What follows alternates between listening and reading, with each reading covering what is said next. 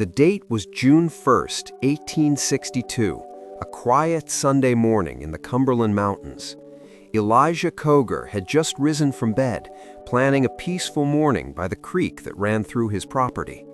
His wife Nancy and their two young children were preparing to join him when suddenly gunfire shattered the morning calm. Bullets tore through the wooden walls of their home. A band of armed riders had materialized outside, as if conjured from the mountain mist itself. Nancy's screams pierced the air as she urged her husband to flee. Elijah bolted from the house, but a man named Ferguson spurred his horse forward and fired. The bullet struck true. Elijah threw up his arms and shouted something, words that Nancy couldn't decipher over the terrified screaming of their children. Through sheer willpower and adrenaline, the severely wounded man staggered to his feet.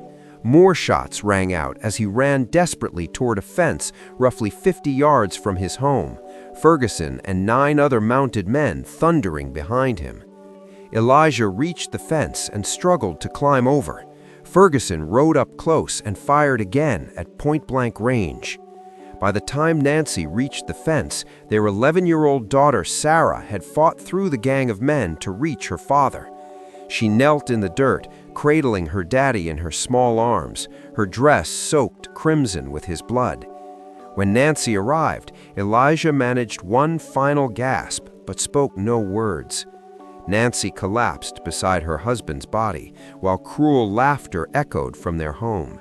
Ferguson and his outlaw gang were ransacking everything they owned, stealing their horse and valuables before riding off into the mountains. This brutal murder represents just one chapter in the blood-soaked story of Champ Ferguson, perhaps the most notorious Confederate guerrilla fighter of the American Civil War. The Uncivil War. The American Civil War bears an ironic name.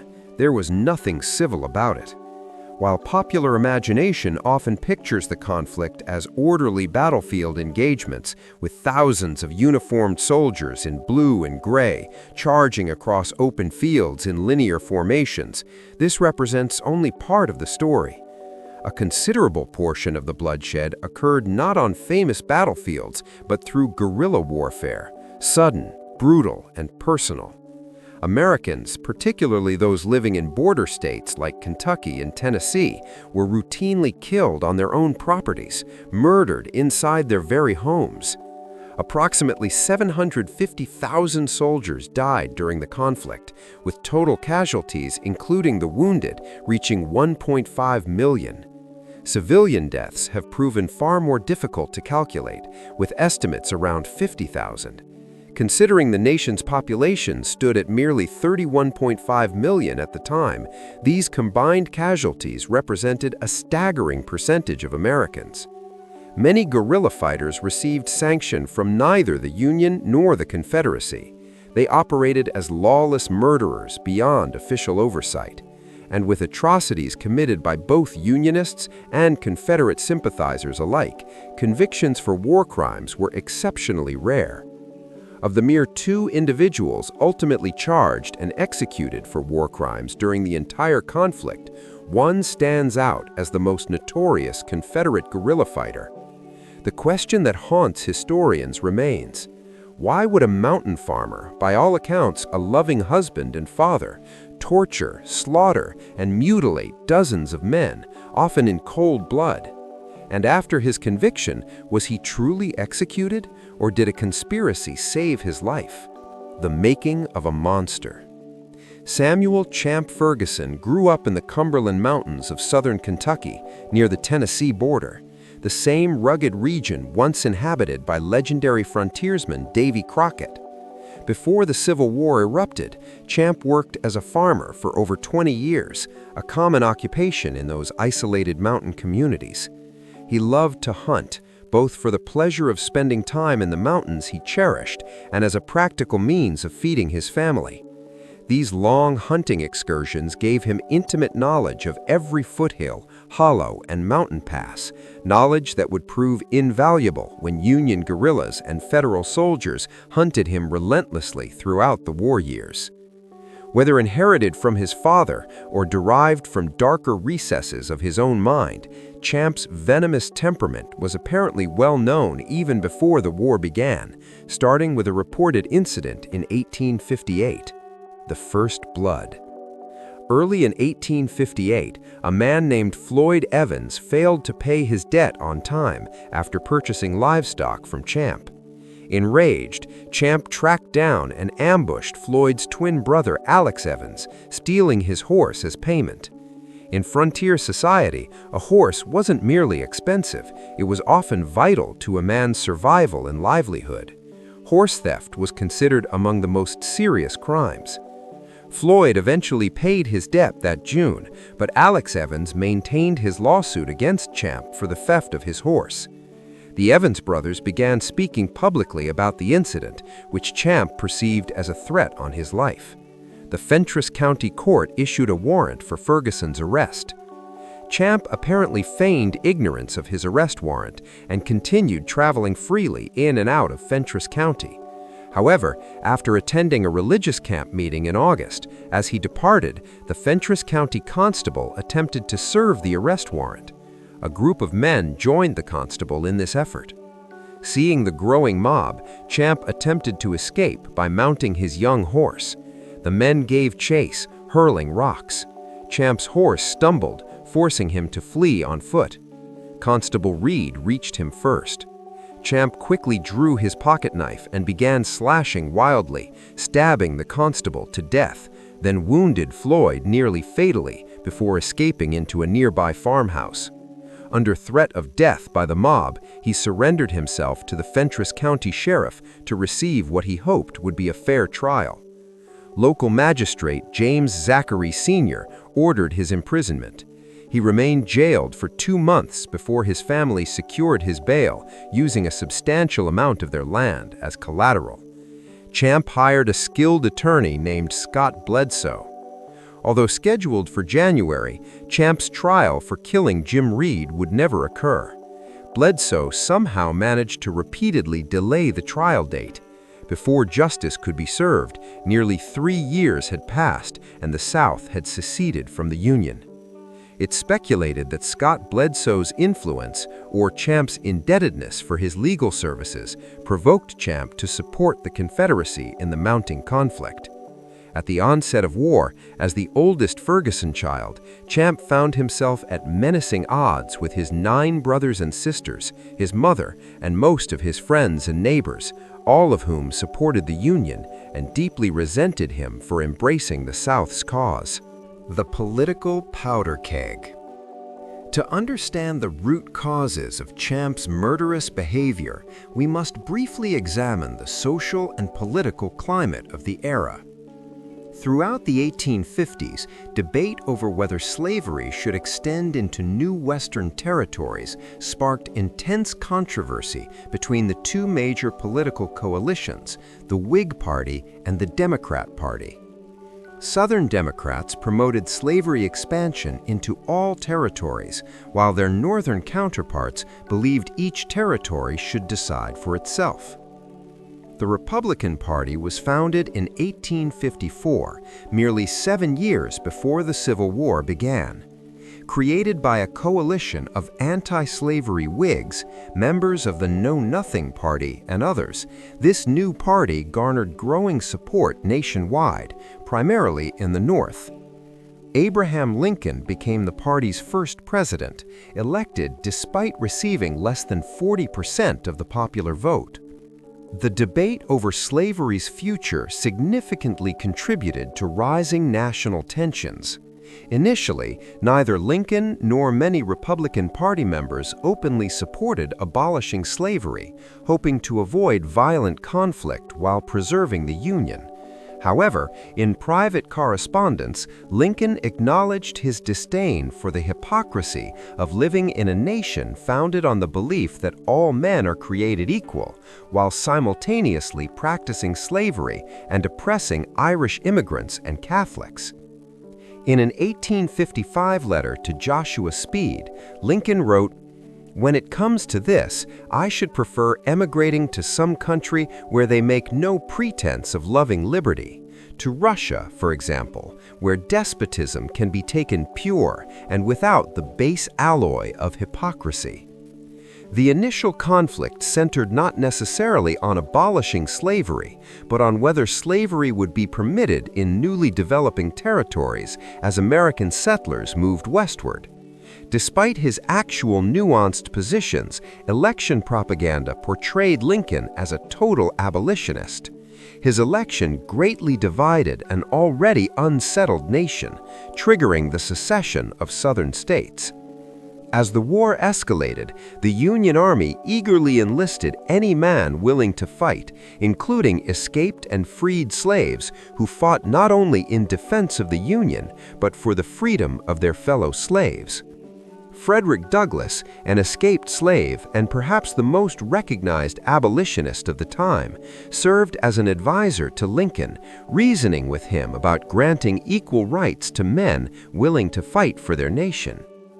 More than a year after the war began, in September 1862, following the Union victory at the Battle of Antietam in Maryland, Lincoln presented the preliminary draft of the Emancipation Proclamation, which would free slaves residing in rebellious Southern states should the Union win the war.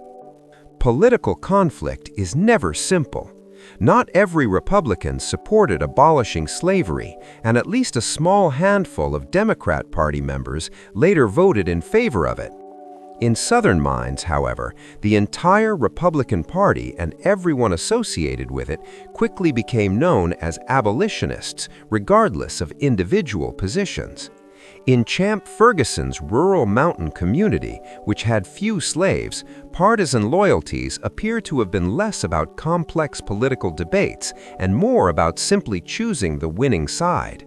Neighbors destroyed each other merely for loyalty to a preferred party, regardless of the political nuances. Additionally, Champ's family likely worried that the unsettled debt, the significant land payments securing his bail, would be lost if he fought for the South. Conversely, Champ may have been promised immunity by Scott Bledsoe, with his charges being dropped by a victorious Confederate government. During the war, Champ reportedly broke into the Fentress County Courthouse and cut the pages concerning his killing of Constable Reed from the minutes book, destroying the record of his crime. Although no proof exists for his involvement, those specific pages were indeed discovered missing. Guerrilla warfare in the mountains. Following Tennessee's decision to secede from the Union in June 1861, East Tennessee quickly became a target for unofficial engagements between Union and Confederate partisans. As demonstrated by Champ's pre-war violence, bloody conflict had occasionally occurred in the area even before formal hostilities began. The lack of established law and order gave way to mob justice and the cultural practice of family feuds. The most common sources of strife were livestock disputes, women, politics, and thievery. However, the onset of the Civil War arguably became the greatest single cause for divided sentiments in the region. Appalachian mountain culture dictated a more elemental code of loyalty. When a man took sides in the mountains, all ties were cut, and everyone on the other side became enemies. Family feuding was thus carried out under the guise of war. By spring 1862, the Cumberland Mountains were rife with violence. Non-enlisted Confederate supporters brawled with local Union supporters far from the front lines. The eventual movement of Union troops into Tennessee further escalated regional tensions. With his entire community seemingly against him, why did Champ Ferguson ultimately side with the Confederacy? Unfortunately, the reasons reported for his ruthless loyalty are shrouded in contradiction. Ferguson himself provided what may be the most feasible explanation during post-war interviews. He claimed he was actually a Union man until making his release bargain after killing Constable Reed. When the war broke out, he later said, "I was induced to join the Army on the promise that all prosecution in that case would be abandoned, and this is how I came to take up arms." Considering he hadn't enlisted at that time, it's speculated that his loyalty to Scott Bledsoe and a potential immunity for Confederate service is what he referenced. Despite fighting primarily as an unauthorized guerrilla, Champ repeatedly defended his violent actions as those of a legitimate Confederate soldier. However, he wasn't officially conscripted into the Confederate Army until 1964, 3 years after the war began and after he'd already killed dozens of men. Further post-war interviews had Champ indicate that his allegiances solidified following the Confederate victory at the Battle of Bull Run in Virginia during early summer 1861. This victory evidently signaled to him that he'd chosen the winning side. By late 1861, Champ Ferguson had begun a war of personal vendetta, preemptively killing any civilians, whether friend or family, whom he believed supported the Union. The killing spree begins. Reporter James Johnson of the Nashville Dispatch wrote on October 22, 1865, "The wounded, the sick, the aged, and even helpless childhood were not spared from his brutal murders. He thought," he says, "that he was engaged in legitimate warfare. We were having a sort of miscellaneous war up there through Fentress County, Tennessee, and Clinton County, Kentucky, and all through that region. Every man was in danger of his life. If I hadn't killed my neighbor, he would have killed me. Each of us had from 20 to 50 prescribed enemies, and it was regarded as legitimate to kill them at any time, at any place, under any circumstances, even if they're wounded or on a sickbed." On December 2nd, Champ reportedly stole a horse at gunpoint from another local, nearly killing him for supposedly being a Lincoln supporter, a damned Lincoln man, in Champ's words. Accompanied by 2 Confederate associates, he then rode the stolen horse to the home of his old friend Reuben Wood. Wood was a friend to the Ferguson family, who had known and cared for Champ since birth. Wood had even saved Champ's life by intervening and preventing the mob from killing him after he stabbed Constable Reed to death. After the war began, Wood had associated himself with the same Union company in which Jim Ferguson, Champ's younger brother, had enlisted. Champ claimed the pair sought to kill him if given the opportunity. Champ and his Confederate associates met Wood on the road in front of Wood's home as Wood returned from feeding his animals. Wood was unarmed. According to Wood's daughter Elizabeth, Champ spoke briefly with Wood, casually exchanging their usual compliments. Ferguson then abruptly said, "I suppose you've been to Camp Robinson." It wasn't really a question. Camp Robinson was a sore point for Confederate sympathizers, as they believed men were recruited there into the Home Guard, local Union militia defending the area. Wood truthfully acknowledged that he had visited the camp. Ferguson asked what his business had been there, but before Wood could respond, Ferguson unleashed a tirade of vile and bitter language, telling him that nobody but a damned old Lincolnite would be caught at any such place. After continuing this verbal assault for several minutes, Champ raised his pistol toward Reuben. "Don't you beg, Ferguson," he said coldly, "and don't you dodge." Wood's wife and daughter, now witnessing from the front of their home, begged Champ to spare his life. Reuben himself gave an impassioned plea, reminding Ferguson of their lifelong friendship, recounting how he'd nursed Champ as an infant. "Reuben, you have always treated me like a gentleman, but you have been to Camp Robinson, and I intend to kill you." Ferguson pulled the trigger, hitting Reuben in the chest. Reuben Wood proved difficult to kill, however. Even fatally wounded, he managed to escape into his home, where his wife and 2 children were helpless to save him. Reuben suffered for 2 agonizing days before finally succumbing to his injury. The murder of William Frogg. A month later, after the nearby Battle of Mill Springs in mid-January, Ferguson was looking for another old friend, William Frogg. Mrs. Frogg sat peeling apples on her front porch as Champ Ferguson arrived on horseback, again accompanied by 2 other Confederate men. Mrs. Frogg suspected no ill will. She had also known Champ since childhood. She kindly offered him a seat and an apple. Ferguson stepped onto the porch but disregarded her invitation, walking purposefully into the home. William Frogg lay sick in his bed, their 5-month-old child in a crib nearby. Like many of Champ's other victims, Frogg was unarmed and unable even to raise himself from his bed. He weakly explained to his unexpected visitor that he was suffering a relapse of the measles. Indeed, Union records show he was on sick leave from his regiment, though he no doubt withheld that information from Ferguson. Unfortunately, Champ already knew about his Union affiliation. "I reckon you caught the measles at Camp Dick Robinson," Ferguson snarled as he raised his Colt revolver. Without another word, he squeezed the trigger twice as Frogg feebly attempted to pull the covers over his face.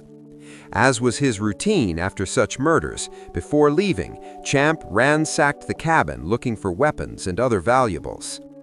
With Champ's pro-Unionist family and community already against his Confederate support, the cold-blooded murders of Frogg and Wood, as well as his blatant theft of livestock and other crimes, roused the entire countryside against him. By this time, Champ's brother Jim had joined the Union's 1st Kentucky Cavalry as a scout. The brothers had reportedly sworn to kill each other on sight, which no doubt would have happened had Jim not been ambushed and killed within a month of Reuben Wood's murder. After his father's murder, Reuben Wood's son Robert gathered a small band of armed men for the express purpose of killing Champ Ferguson. They missed their chance. Champ quickly fled south across the border into secessionist Tennessee and joined a pro-Southern guerrilla band commanded by none other than his former attorney, Scott Bledsoe. Although Champ had moved his family to Tennessee, he often returned to his Kentucky home for his wartime exploits. The guerrilla way. Guerrilla fighting served as an alternative to military enlistment, permitting participants to remain close to home in familiar territory throughout the war. The prospect of justifiable violence and the lack of military custom appears to have attracted the more unhinged, bloodthirsty kind of men. Much of the guerrillas' brutal efficiency stemmed from their lack of adherence to military custom, including their choice of weapons. The Colt pistol became a favorite among bushwhackers, as it offered a tactical advantage over rifles at close range. The clanking of sabers and carbine rifles against saddles could be heard over great distances at night. Stealth was one of the guerrillas' best tactics. Though more commonly sanctioned by Confederate authorities, guerrillas and anti-guerrilla bands existed on the Union side as well. As vicious in his defense of the Union as Champ was for the Confederacy, a Fentress County man named Dave Beaty would serve to become Champ's sworn enemy. Beaty was reportedly a nonpartisan civilian at the war's start. Bledsoe's men later threatened Beaty's life if he refused to side with the Confederacy. Beaty responded to the threat in early 1862 by siding with the Union and raising his own band of guerrillas. His men lived in the woods like Ferguson's and practiced the same vicious tactics. Local legend tells of the time Beaty shot a man and then directed his horse to step on the unfortunate victim's face. The Nashville Dispatch noted that Beaty fought Champ Ferguson from the beginning to the end of his career. They have shot at each other innumerable times, and each has received ugly wounds. They were deadly enemies and hunted each other down with savage ferocity. Beaty even testified against Champ during his post-war trial in 1865.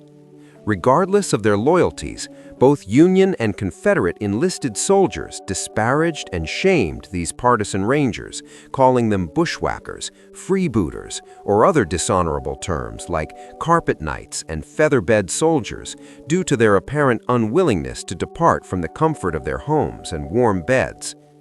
This, however, wasn't strictly accurate. Both prudent fighters and civilians left their homes during this period, lest they become easy targets. Champ Ferguson would demonstrate the legitimacy of this concern. He seemed to delight in catching his enemies off guard, slaughtering many of his victims in their beds or just outside their homes. The Reign of Terror. Throughout the 4 years of war, Ferguson killed regular soldiers, members of the Home Guard, and simple farmers. He murdered helpless prisoners and the children of his perceived enemies. Although at times he used his pistol or rifle, he reportedly preferred to do his killing up close and personal with a Bowie knife. Rumors circulated of decapitations and corpse desecration, such as placing severed heads on display or rolling them down hills for entertainment. Champ later attributed his use of a knife as his calling card to distinguish his kills. He purportedly put a notch in the handle of his knife after every kill, at least until he had to end this practice, since the handle had no space left for more notches. The failed peace agreement. In early spring 1862, toward the end of March, according to Union fighter Elijah Koger's descendants, a meeting was held at Monroe, Tennessee, between 2 groups of citizens. One group from Overton County, Tennessee, represented the southern element of the war. Another group from Fentress County, Tennessee, and Clinton County, Kentucky, represented the northern element. Elijah Koger had headed up a group of Home Guardsmen who kept watch over Clinton County. One of their jobs was tracking Ferguson's whereabouts. Elijah's role in the Home Guard explained why he was chosen to work out the peace agreement at Monroe. The meeting appeared successful. The parties agreed not to conduct raids into any of the adjoining counties. But it would soon become evident that not everyone who attended the meeting wanted peace. Because he was responsible for most of the raids and most of the deaths, Ferguson also attended this meeting. What Elijah and the other Union representatives didn't know was that Ferguson hated the Union so intensely that mere presence at the peace agreement was enough for Champ to want them dead. They would soon pay for trying to bring peace to the community. The April Massacre. On April 1st, Champ and others among Bledsoe's men reportedly murdered 5 men in a single day in Fentress County. Among them were several men who had been counted among the Union representatives at the Monroe Peace meeting: Joseph Stover, William Johnson, Robert Martin, and Lewis Pierce. By Champ's account, Stover was killed in a gunfight. Both Martin and Pierce were presumably unarmed and shot while running away, with Pierce being brought down with a double-barreled shotgun. Court documents indicate all 3 bodies were found both shot and stabbed through the heart. Johnson was a Union soldier home on leave, staying with his father. He was chased over a bluff by Bledsoe's men, falling about 40 or 50 feet before being shot. Although he contested the circumstances of their deaths, Champ readily admitted to these killings, claiming these men were Union Home Guards who sought to kill him. His last victim that day, however, was not a man, but a local youth named Fount Zachary near Spring Creek, Kentucky. Whether by misprint or journalistic sensationalism, the Nashville Dispatch later reported Fount to be as young as 12, though he was actually 16. Fount was the grandson of James Zachary Sr., the magistrate who had imprisoned Champ for killing Constable Jim Reed before the war. As with many of his other victims, Champ seized on the opportunity for revenge. The murder of Elijah Koger. This brings us back to that Sunday morning, June 1st, 1862, when Elijah Koger awoke intending to spend a peaceful morning by the creek with his family. The brutal murder of Elijah Koger, shot down in front of his wife and children, with his 11-year-old daughter holding his dying body in her arms, exemplified the personal nature of Champ Ferguson's campaign of terror. Ferguson wasn't fighting battles on distant fields. He was executing a personal vendetta against anyone he perceived as an enemy, transforming the Civil War into an excuse for wholesale slaughter in his own community. The pattern of murder. Throughout 1862 and into 1863, Ferguson's killing spree continued. He became increasingly bold and increasingly brutal. His preferred method was to catch victims off guard, in their homes, in their beds, on sick leave, unarmed and helpless. He showed no mercy to age or circumstance, the wounded, the sick, teenagers, men with young children. None of this mattered to Ferguson. If they were on the Union side or if they had wronged him in the past, they were marked for death. Both Union and Confederate enlisted soldiers disparaged guerrillas like Ferguson, but Confederate authorities were more likely to turn a blind eye to his activities as long as he killed Union sympathizers. Ferguson exploited this tacit approval, claiming legitimacy as a Confederate soldier while conducting what amounted to a personal murder campaign. The Colt revolver became his signature weapon for distance work, but he preferred the intimate brutality of his Bowie knife when possible. Each notch on that knife handle represented a human life, a neighbor, a former friend, someone's father or son or brother. The mountain communities of the Cumberland region lived in terror. Men slept in the woods rather than in their homes. Families posted lookouts. The sound of horses in the night brought panic. And always, the name whispered in fear was Champ Ferguson. Dave Beaty, Ferguson's nemesis. If Champ Ferguson represented the worst of Confederate guerrilla warfare, Dave Beaty represented the Union's equally brutal response. The two men became obsessed with killing each other, engaging in a personal war within the larger war. They shot at each other repeatedly, both receiving serious wounds over the years. They hunted each other through the mountains with savage determination. Local newspapers reported on their encounters like sporting events, though there was nothing sporting about the trail of bodies both men left behind. Beaty's tactics mirrored Ferguson's: sudden raids, no quarter given, brutality as a weapon of terror. The cycle of violence fed itself. Each side justified their murders as retaliation for the other side's murders. The original causes, whether political conviction or personal grudges, became lost in the bloodshed. Both men recruited followers who shared their appetite for violence. Both led bands that terrorized the civilian population, regardless of official military objectives. And both would eventually face consequences, though Ferguson's would be far more severe. The war continued. By 1864, the Civil War had turned decisively against the Confederacy. Union forces controlled more territory each month. The South's resources were depleted. Defeat became inevitable. Yet in the Cumberland Mountains, the personal war continued. Ferguson was finally officially conscripted into the Confederate Army in 1864, giving him the legitimate soldier status he'd always claimed. But his methods didn't change. He continued killing with the same ruthless efficiency, the same personal vendettas driving his actions. His list of victims grew longer. Court documents and witness testimonies would later enumerate dozens of murders, though the true number may never be known. Many killings were unreported or unwitnessed. Many bodies were never found in the dense mountain forests. Champ Ferguson became a legend of terror, a name that mothers used to frighten children into obedience, a boogeyman who was all too real. Stories of his atrocities spread beyond the mountains, reported in newspapers across the country. He became the embodiment of everything brutal and lawless about the guerrilla war. The end of the war.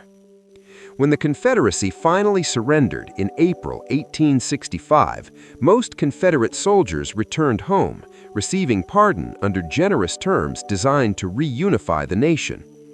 President Lincoln wanted reconciliation, not revenge. But Champ Ferguson's crimes were too numerous, too brutal, and too well documented to ignore. Unlike regular soldiers who fought in conventional battles, Ferguson had engaged in what was clearly murder by any definition. He had killed unarmed men, sick men, boys, and prisoners. He had conducted a personal reign of terror under the thin disguise of military action. Federal authorities issued a warrant for his arrest. Ferguson, realizing he couldn't hide forever in mountains now controlled by Union forces, decided to surrender. Perhaps he believed the chaos of war had obscured his crimes. Perhaps he believed his official Confederate conscription in 1864 would shield him. Perhaps he simply had nowhere left to run. On May 29, 1865, Ferguson surrendered to Union forces. The trial. Champ Ferguson's trial for war crimes began in the summer of 1865 in Nashville, Tennessee. It was one of only 2 such trials conducted after the Civil War, making it a landmark case in American military justice. The prosecution presented an overwhelming case. Witness after witness testified to Ferguson's atrocities. Widows described watching him murder their husbands. Children testified about seeing their fathers shot down. Fellow soldiers, both Union and Confederate, recounted incidents of Ferguson killing prisoners and wounded men. The list of charges was staggering. Ferguson was accused of murdering dozens of men under circumstances that clearly violated the laws of war. The prosecution documented murders of unarmed civilians, prisoners of war, wounded soldiers, sick men on leave, and even teenagers. Dave Beaty, Ferguson's old nemesis, testified against him with particular venom, detailing years of Ferguson's criminal activities throughout the Cumberland region. Ferguson's defense attempted to argue that he was a legitimate Confederate soldier engaged in legitimate warfare. His attorneys claimed that the chaos of guerrilla warfare in the border states made it impossible to distinguish between legal military action and murder. They argued that Ferguson had acted no differently than many other guerrilla fighters on both sides. The defense also suggested that Ferguson's victims were themselves guerrillas or Home Guard members who posed legitimate military threats. They portrayed Ferguson as a man defending himself and his chosen cause in a region where everyone was armed and everyone was an enemy. But the evidence was overwhelming. Too many witnesses described too many incidents where Ferguson had clearly murdered helpless, unarmed men. The prosecution effectively demonstrated that Ferguson's actions went far beyond the brutal norms of even guerrilla warfare. Ferguson himself testified, admitting to many of the killings, but claiming they were justified military actions. He maintained that he was a Confederate soldier, following orders and fighting enemies of the Confederacy. He showed little remorse, instead defending his actions as necessary in the context of the war.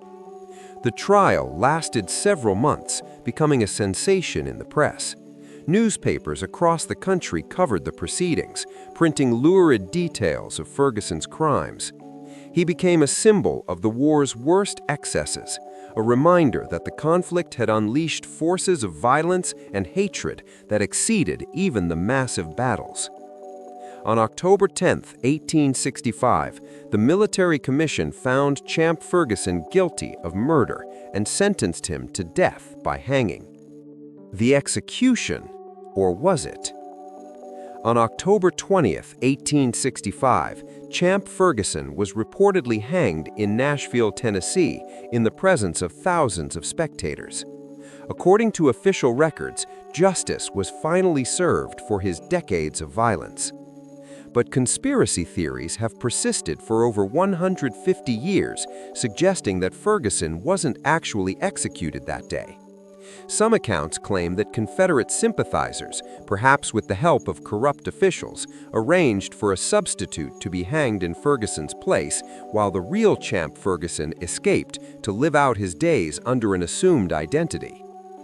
Proponents of this theory point to several factors: the chaotic nature of post-war Nashville, the presence of Confederate sympathizers in positions of authority, inconsistencies in eyewitness accounts of the execution, and alleged sightings of Ferguson in later years in remote mountain communities. The most compelling argument for the conspiracy theory involves the lack of clear photographic evidence of Ferguson's body after the execution, and questions about whether the body buried in the cemetery was actually his. Some descendants of Ferguson's victims claimed they saw a man matching his description years later, though these accounts are impossible to verify. However, most historians dismiss these conspiracy theories as wishful thinking by Confederate sympathizers who wanted to believe their champion had escaped justice. The official records clearly document Ferguson's execution, and multiple credible witnesses confirmed his death. The truth, most likely, is that Champ Ferguson died on that scaffold in Nashville, paying the ultimate price for his crimes.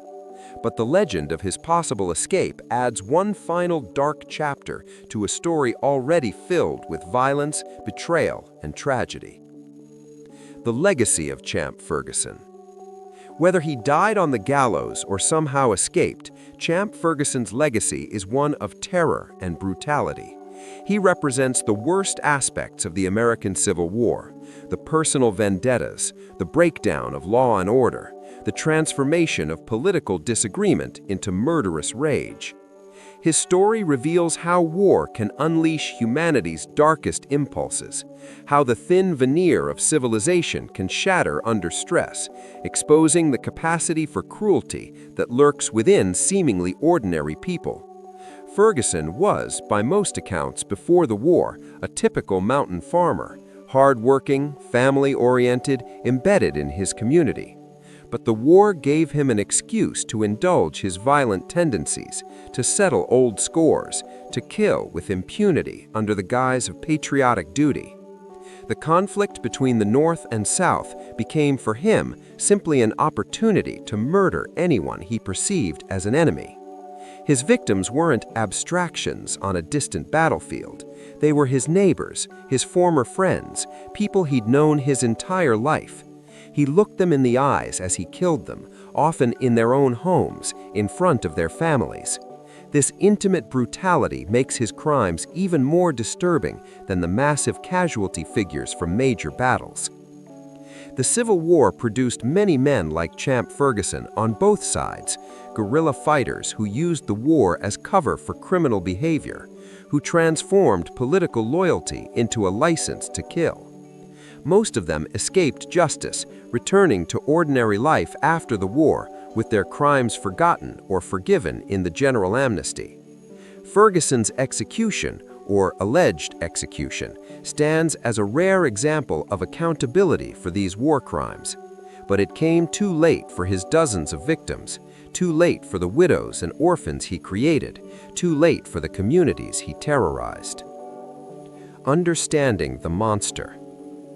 What can we learn from Champ Ferguson's story?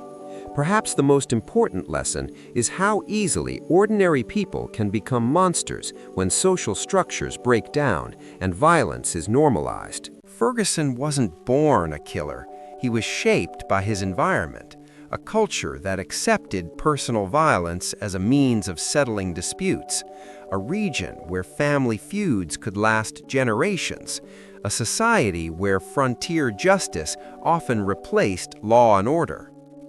When the Civil War erupted, it removed what few restraints existed on Ferguson's violent impulses. Suddenly, killing wasn't just acceptable, it was patriotic. Old grudges could be settled under the banner of military necessity. Personal vendettas could be disguised as political loyalty. The war also revealed how political divisions can tear apart communities and families. Ferguson fought against his own siblings, murdered his lifelong friends, and terrorized the community where he'd grown up. Political ideology, or perhaps simply the choice of which side to support, became more important than every other human connection. His story also demonstrates the danger of extremism. Ferguson wasn't content to simply support the Confederate cause. He had to murder anyone who disagreed with him. He couldn't accept that reasonable people might choose different sides in a complex political conflict. For him, political difference justified any level of violence. The victims remembered. While Champ Ferguson's name endures in history books and folklore, most of his victims are forgotten. Their names survive only in court documents and old newspapers, brief mentions of lives cut short, families destroyed, communities traumatized. Elijah Koger, murdered in front of his wife and children on that June morning. Reuben Wood, who had saved Ferguson's life, only to be rewarded with a bullet.